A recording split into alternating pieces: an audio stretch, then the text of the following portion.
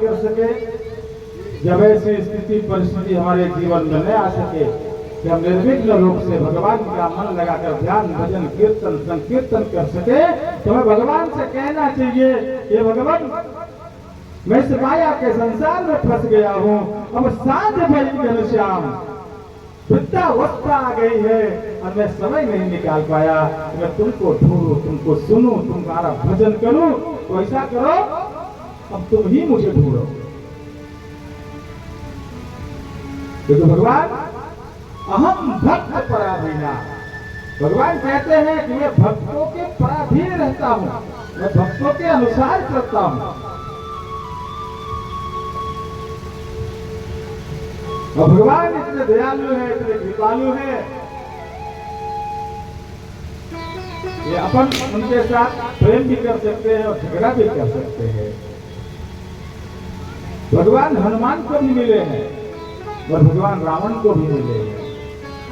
हनुमान जी ने भक्ति से पाया है और रावण ने दुश्मनी करके, शत्रुता करके, गालियां देकर, मतलब भगवान के साथ जो भी संबंध आपको बनाना है उन्हें स्वीकार है, लेकिन आप संबंध बनाओ तो सही। लेकिन यहाँ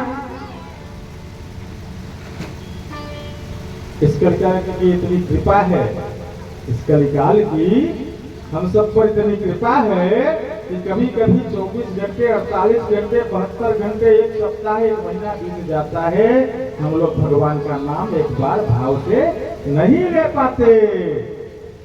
और यह शरीर ही उन्होंने दिया है। कल कहा था कि कबहू करी करुणा नर देही, जिसने करुणा करके, अरे जो पाप हमें घर और संपत्ति देता है हम उसकी सेवा करते हैं, जो परम पिता हमें जीवन दिया है उसकी सेवा क्यों न करें। और इस शरीर का क्या है अविज्ञात, अर्थात भगवान पुरंजन अर्थात जीव को बता रहे हैं, अंगम गलितम पलितम मुंडम, अंगम गलितम पलितम मुंडम, गतनविहीनम रागम कुंडम, विद्योयादि स्वागंधम, कदापि न मुंचता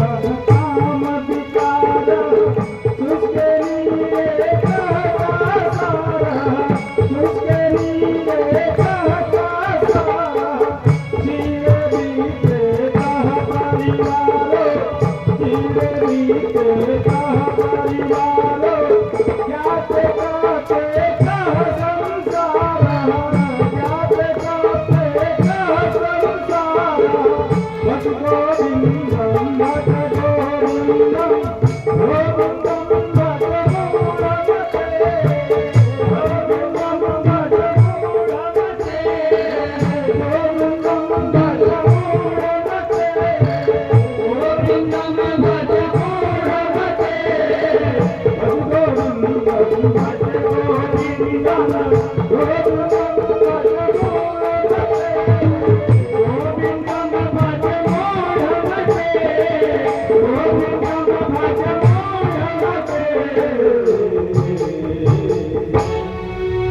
हमारे आज गुरु शंकराचार्य कह रहे हैं, अंगम गलितम परितम मुंडम दशन विहीनम जातम तुंगम। यह शरीर एक दिन वृद्ध हो जाएगा, सिर के बाल झड़ जाएंगे और दशन विहीनम, 10 उंगलियों के नाखून भी गिर जाएंगे। वृद्धो यात गृहीत्वा दंडम, इतने वृद्ध हो जाएंगे कि बिना डंडे के सहारे चल नहीं पाएंगे, एक लाठी या एक छड़ी की आवश्यकता पड़ेगी। और तथापि न मुच्यते आशा, इतना सब होने के बाद भी आशा का पिंड मन में जो है वो बना रहेगा। अगर यावद वित्तोपार्जन शक्तस्तावन निज परिवारो रक्तः, जब तक यह शरीर शक्तिशाली रहता है, हम सब परिवार के पोषण के लिए धन कमाने में लगे रहते हैं, परिवार में आसक्त रहते हैं। पश्चात धावत जर कर देहे, और जब बूढ़े हो जाते हैं तो यहाँ वहां भटकते हैं, और तब वार्ताम पृच्छति कोपि न गेहे, तब घर में हमारी ही संपत्ति, हमारा ही नाम पाने वाले लोग हमारा हाल समाचार तक नहीं पूछते। वयसी गते कह काम विकारः, शुष्के नीरे कह साचारः। यह संसार जो है किसी मतलब का नहीं है। चीरे वित्त कह परिवारों, उसी प्रकार जब आपके पास धन नहीं होता तो परिवार में आपको सम्मान नहीं मिलता, जिस प्रकार उसी प्रकार जब शरीर में दम नहीं रहेगा तो आप क्या कर लेंगे। उन स्थिति में पहुंचने से पहले, उस विवशता में ग्रसित होने से पहले भज गोविंदम गोविंदम भज मूढ़मते। हे मूर्ख प्राणी, हे सांसारिक मोह माया में बंधे हुए जीव, गोविंद को भजो, गोपाल को भजो, प्रभु श्री राम को भजो। बड़े सौभाग्य की बात है कि हम सब उस दौर में जन्मे हैं, और उस काल खंड के हम आप सभी साक्षी हैं। जिस काल खंड में 500 वर्षों की लड़ाई जो हमारे पूर्वज लड़के आए, उसके सफल और विजय के स्वरूप में हमें हमारे ही देश अयोध्या में श्री राम भगवान का परम दिव्य मनोहर धाम मिला है। आप सबको याद होगा, जिस दिन अयोध्या में राम जन्मभूमि का शिलान्यास, मूर्ति का आवरण पूजा था, उस दिन हमारे पूरे देश की गलियां राममय थी। हर गली में, हर मुंह में राम का ही नाम था। और क्या था? हो राम आएंगे तो अंगना सजाओगे, हो राम आएंगे तो अंगना सजाओगे, हो राम आएंगे तो अंगना सजाओगे, हो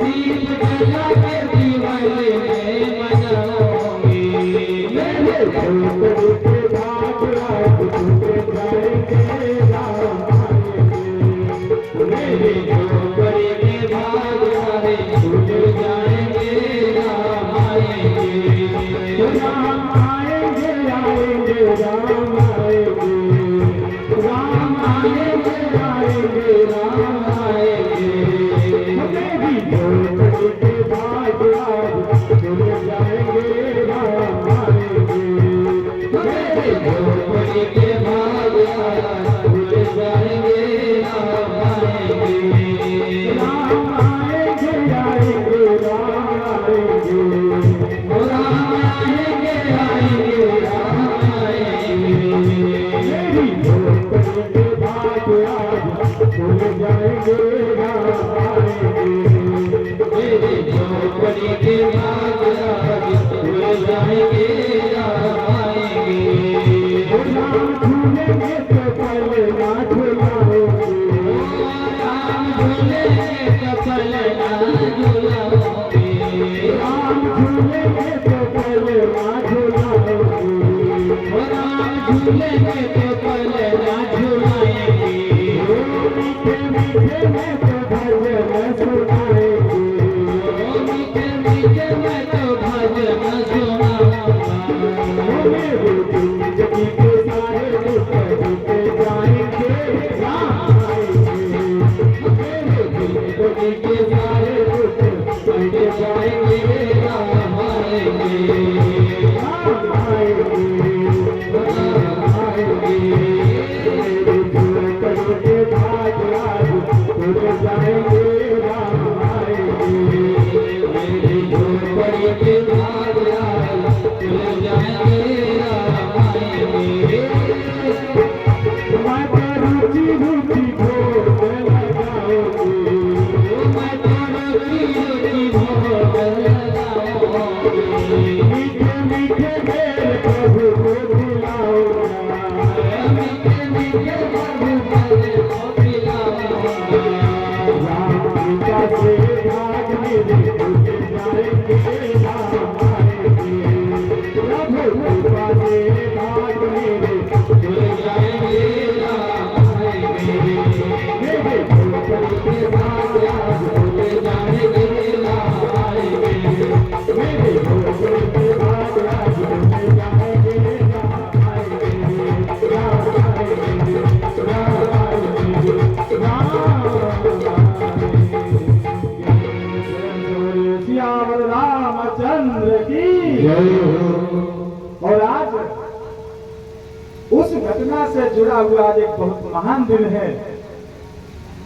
रात्रि में पूरे देश को पता चल जाएगा। तो आगे व्यासपीठ से बोलना उचित नहीं है। आज वोटों की गिनती चल रही है, देखा जाएगा राम जी क्या करते हैं। इसी प्रकार सुखदेव जी बहुत सुंदर सुंदर कथानकों को परीक्षित को सुना रहे हैं। परीक्षित जी ने हाथ जोड़कर कहा, हे मुनिश्रेष्ठ, हे ज्ञानिनाम अग्रगण्यम, आपने अब तक इन 4 दिनों में जितनी कथा सुनाई है, उस कथा को सुनकर भगवान की भक्ति की अद्भुत अद्भुत लीलाओं को सुनकर मुझे बड़ी शांति मिल रही है। और कोई अच्छी भक्ति का उपाख्यान हो तो कृपया मुझे सुनाने की कृपा करें। तब श्री सुखदेव जी ने कहा, एवं पितर संप्रवृत्ते तदनुशासने भक्तमाने आत्मेद्रौ जम्बुद्वीपौ कसः। अपने पिता की आज्ञा में रहने वाले आग्रीण ने जम्बुद्वीप के निवासियों का धर्म से पुत्र की तरह पालन किया और स्वयं के लिए पुत्र की प्राप्ति की कामना से ब्रह्मदेव की उपासना की। ब्रह्मा जी प्रसन्न होकर पूर्व चित्ती नाम की अप्सरा को इनके पास भेजा और कहा कि हमें तुम्हें कन्या अप्सरा दे रहा हूं संभोगार्थ, इससे तुम्हें संतानों की प्राप्ति होगी। और समयांतर करके उनसे उन्हें 9 पुत्र प्राप्त हुए, नाभि, केमपुरुष, हरि, इलावृत, रम्यक, हिरण्यमय, कुरु, वक्त्राश्व और केतुमाल। अग्निमित्र ने जम्बूद्वीप के 9 खंड करके सबको एक एक राज दे दिया। इन 9 भाइयों ने मेरू की 9 कन्याओं के साथ विवाह किया, जो क्रमशः मेरू देवी, प्रतिरूपा, इस तरह से आग्रीड ने पूर्वचित्ती अप्सरा के साथ 10 करोड़ वर्षों तक भूमि पर तथा स्वर्ग के सुख को भोगे। और प्रिय पद के आग्रीड हैं और आग्रीड के हैं नाभि, और नाभि के ही महाराज नाभि के ही घर में भगवान विष्णु ने एक और अवतार धारण किया, जिस अवतार को ऋषभदेव भगवान के नाम से लोग जानते हैं। और वही ऋषभदेव भगवान आगे चलकर जड़ भरत हुए, जिनकी बड़ी सुंदर कथा है। आइए इस कथा में हम सब गोता लगाते हैं। कौन तक कर्म राजर शिर नाभे रनवा चरे कुमार, पत्यतामगाद्यस्य हरिः शुद्धेन कर्मणा। राजर्षि नाभि के द्वारा किए गए बड़े से बड़े महान से महान कार्यों को संसार में कौन नहीं जानता। सुखदेव महाराज परीक्षित से कह रहे हैं,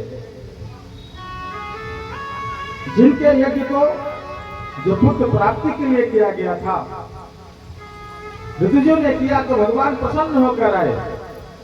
भगवान ने कहा कि वर मांगो, किसने यज्ञ करके मुझे प्रसन्न किया है। तो भगवान को देखकर नाभि को क्या मांगना है यह भूल गए। भगवान का स्वरूप इतना सुंदर है कि भगवान को देखने के बाद उनकी सारी कामनाएं विस्मृत हो गई। तो पुरोहितों ने बताया, हे प्रभु, राजा नाभि आपके जैसा पुत्र चाहते हैं। तो भगवान ने कहा, आप सरिस खोजो कह जाई, आप सरिस खोजो कह जाई, बता बताया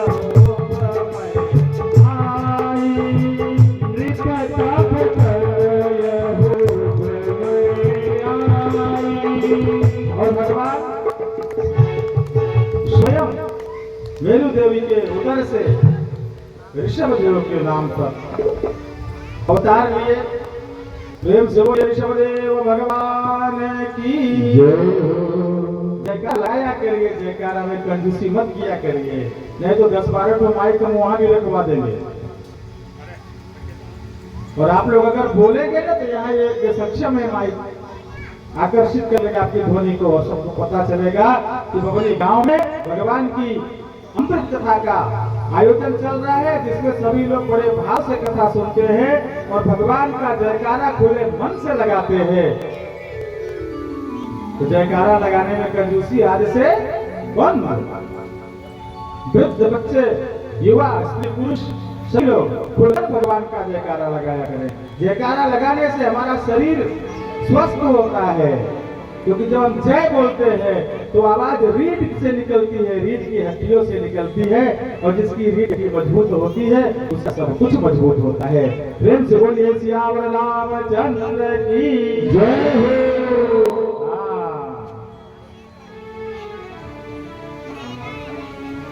होने पर महाराज नाभि ने ऋषभ देव को अपने सिंहासन पर बैठाया और स्वयं हरि भजन करने वानप्रस्थ को चले गए। सर्वसमर्थ भगवान ऋषभ देव से एक दिन ईर्ष्या करके इन्होंने 1 वर्ष तक उनके राज्य में वर्षा ही नहीं करवाई। तो ऋषभ देव भगवान ने अपनी योग माया से ही पूरे अजनाब खंड में आवश्यकता जितनी उतनी बरसात करवा लेते। तो उनके अलौकिक कार्य को देखकर समझ गए ये कोई साधारण राजा के पुत्र नहीं है, ये स्वयं परम पिता है। तब जाकर इन्होंने शर्मिंदित होकर उनके साथ अपनी पुत्री मेरु देवी का विवाह किया। ऋषभ ने मेरु देवी उनकी माता थी जयंती नामक, इंद्र की कन्या का नाम जयंती है, उसका विवाह किया ऋषभ देव जी के साथ। त्याग को भोग कर स्वपुत्र पैदा किए ऋषभ देव ने। सबसे बड़े पुत्र का नाम भरत रखा। ये वो भरत है जिनके नाम पर आज हम सब भारतवासी के रूप में पहचाने जाते हैं, माने जाते हैं, प्रतिष्ठित होते हैं।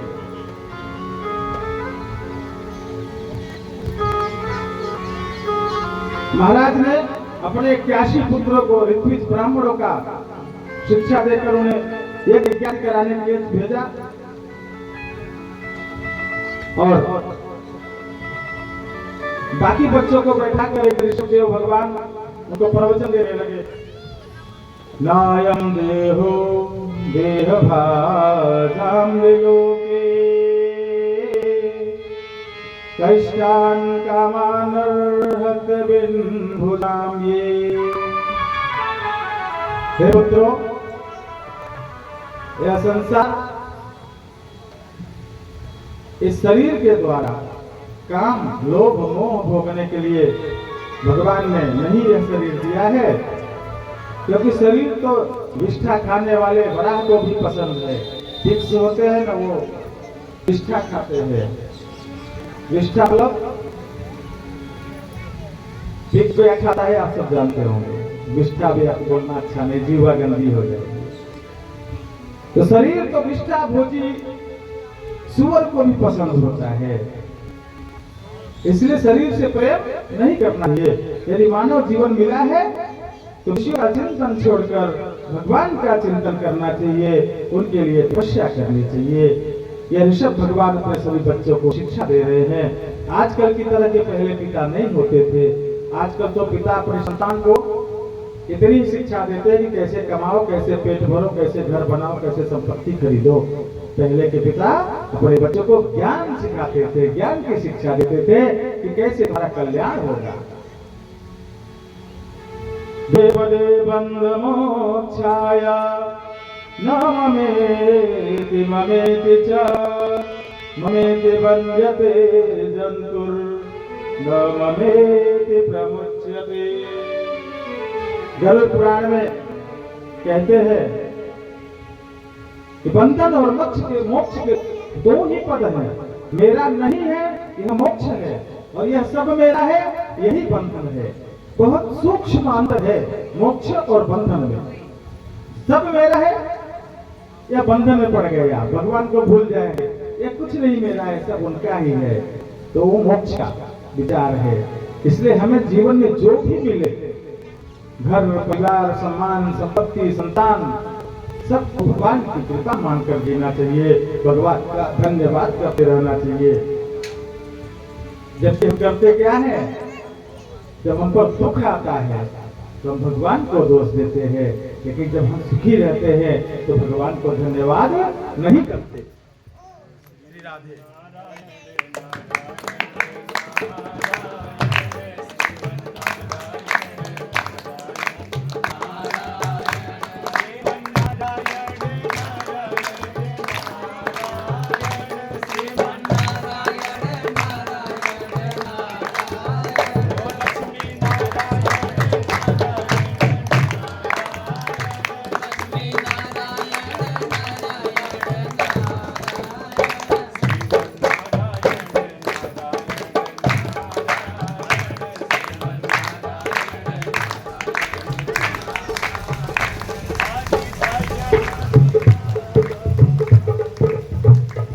हरि भजन बिना भव पार नहीं, हरि भजन बिना भव पार नहीं, प्रभु कृपा बिना सुख शांति नहीं, प्रभु कृपा बिना सुख शांति नहीं।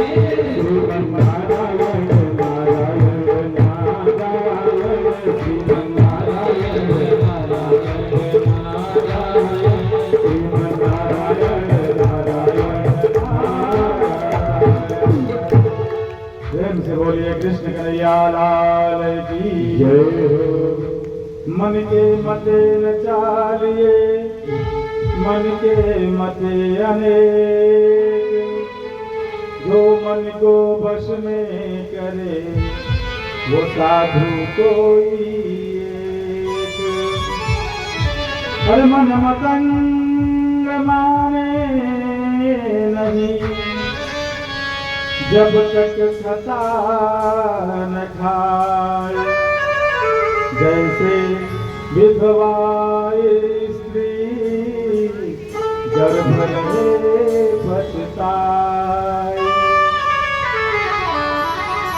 मन पंछी जब लगे उड़े विषय वासना माही, ज्ञानबाज की झपट में जब लगी आया नाही। बंधन और मोक्ष का जो सूक्ष्म मापदंड है, उसको गंभीरता से समझकर हमें वही उपाय करने चाहिए जिससे हमें बंधन से बचे हम और मोक्ष की प्राप्ति हो। ऋषभ के भगवान यहाँ तक कहते हैं अपने ही पुत्रों से, गुरुर्न सस्यात् स्वजनो न सस्यात्, पिता न सस्यात् जननी न सस्यात्, दैवं न तस्यान्न पतिश्च सस्यान्, नो चेत्यः समुपेत न मृत्युम्।